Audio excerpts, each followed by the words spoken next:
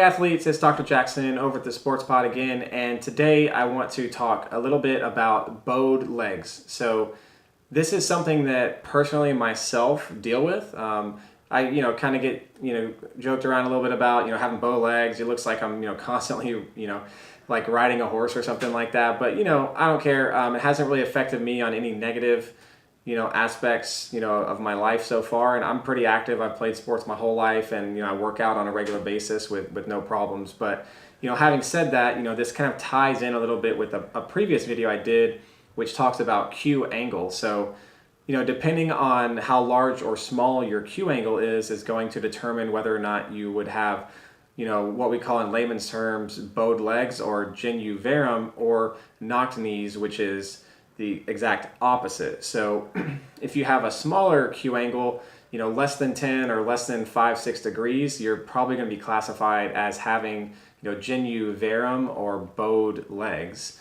Now, you may be wondering to yourself, well, how do you get bowed legs? And is this something I'm born with? Is it something that I can fix or correct? And it's definitely something that you can correct to an extent, and it doesn't mean that you're gonna necessarily have knee issues your whole life, but it can predispose you to having certain types of knee issues, and also maybe even ankle or foot issues, and possibly even back issues. And I'll explain that a little bit here briefly. So pretty much the Q angle, like I said, is from your hip pointer down to your kneecap. That's pretty much going to give you a general idea of what your Q angle is.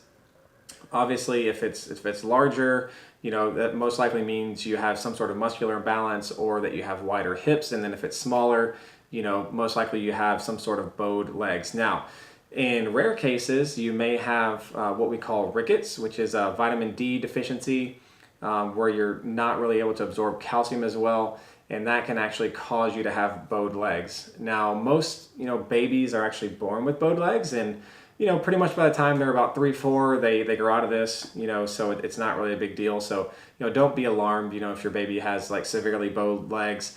Most likely your, pediatrician, your doctor is going to tell you if they have something like a vitamin D deficiency, which would cause rickets. And like I said, that's pretty rare, and not necessarily something we see a ton here in like the developed world.